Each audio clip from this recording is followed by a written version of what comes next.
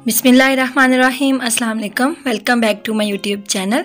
आज मैं आप लोगों के साथ शेयर कर रही हूँ लच्छा पराठा की रेसिपी।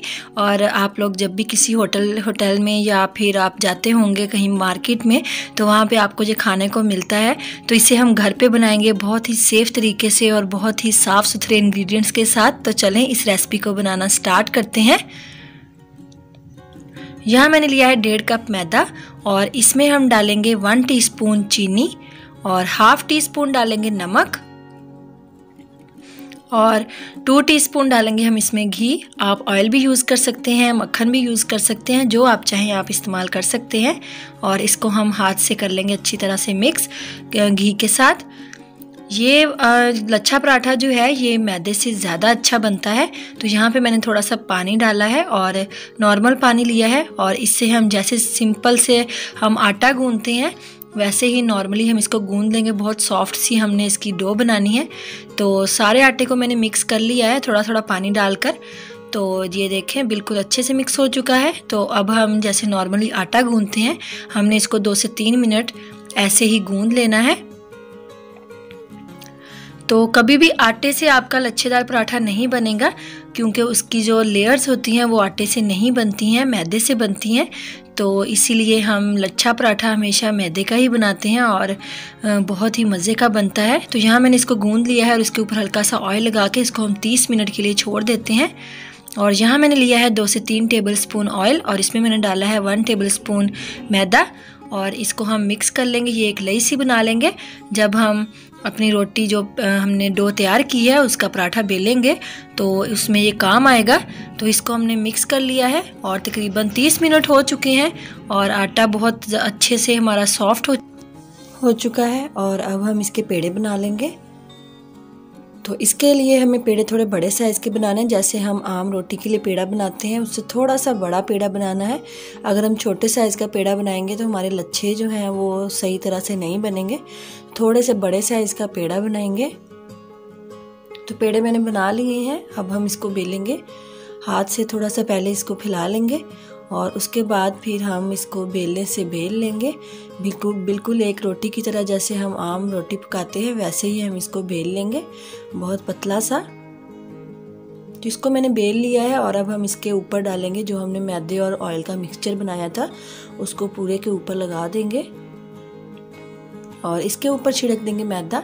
इससे हमारी लेयर्स जो हैं वो बिल्कुल अलग अलग निकलेंगी। तो अगर आप ऐसा नहीं करते तो आपकी लेयर्स जो हैं पराठे की नहीं निकलेंगी।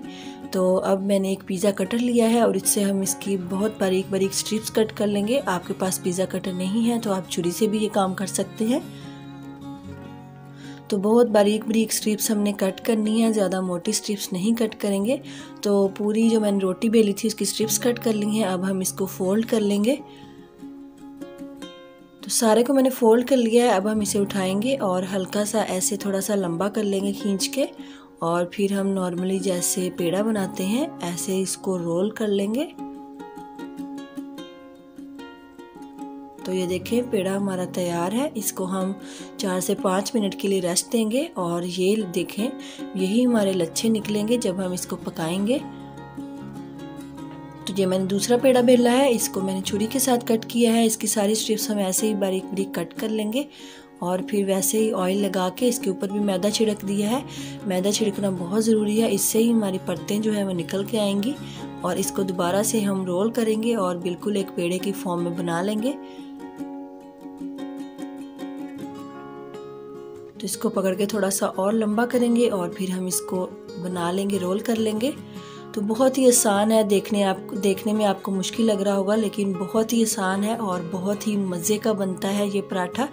तो आप इसको कढ़ाई बनाएं तो उसके साथ भी लाजमी बना सकते हैं और अगर आप चिकन हांडी बनाएं तो उसके साथ तो बहुत ही टेस्टी लगता है।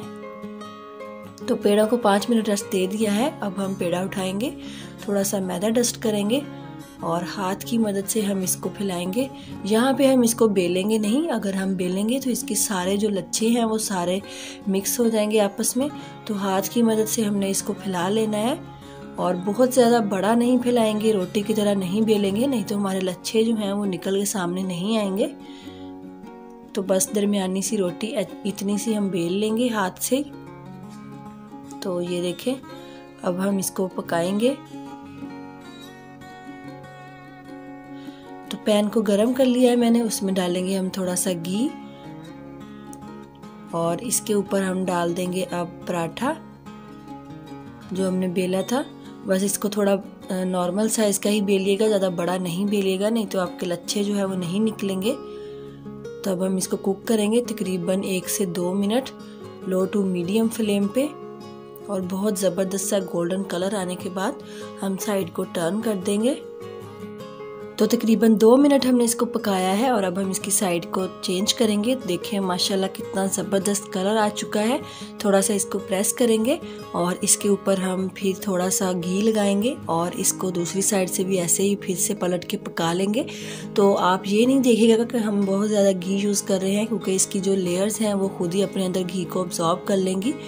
और ये देखें बहुत ही ज़बरदस्त दोनों साइड से कलर आ चुका है। तो हम इसको निकाल लेते हैं। तो देखिए माशाल्लाह कितना ज़बरदस्त पराठा लग रहा है। तो इसको हल्का सा ठंडा करेंगे। तो ऐसे ही दूसरा पराठा मैंने बेल लिया है और इसको भी हम ऐसे ही कुक करेंगे। और एक साइड से ज़बरदस्त सा कलर आने के बाद साइड को चेंज कर देंगे। तो ऐसे ही मैंने दोनों पराठे पका लिए हैं। तो ऐसे हम चिमटे की मदद से थोड़ा सा इसको हिलाएंगे ताकि जो हमारे लच्छे हैं वो अच्छी तरह निकल सकें, और हाथ की मदद से भी ऐसे कर लें। तो देखें आप, ऊपर से ये पराठा बहुत ज़्यादा क्रिस्पी है और अंदर से इतना नरम है, सॉफ्ट है।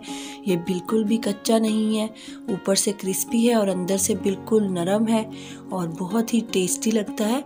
तो आप लोग इस रेसिपी को ज़रूर ट्राई करके देखिएगा, आप लोगों को बहुत मज़े की लगेगी। तो अगर आपको लगे कि मैंने आपको कुछ सिखाया है तो मेरी वीडियो को लाइक कीजिएगा, शेयर कीजिएगा और अपने फ्रेंड्स और फैमिली के साथ ज़रूर शेयर कीजिएगा। और मिलेंगे हम एक नई रेसिपी के साथ। और अगर आपने अभी तक मेरा चैनल सब्सक्राइब नहीं किया तो प्लीज़ मेरे चैनल को सब्सक्राइब कीजिएगा, ये एक प्यार होता है आप लोगों की तरफ से। तो मिलेंगे हम बहुत ही मज़ेदार और नई रेसिपी के साथ। अपना ख्याल रखिएगा, दुआओं में याद रखिएगा। अल्लाह हाफिज़।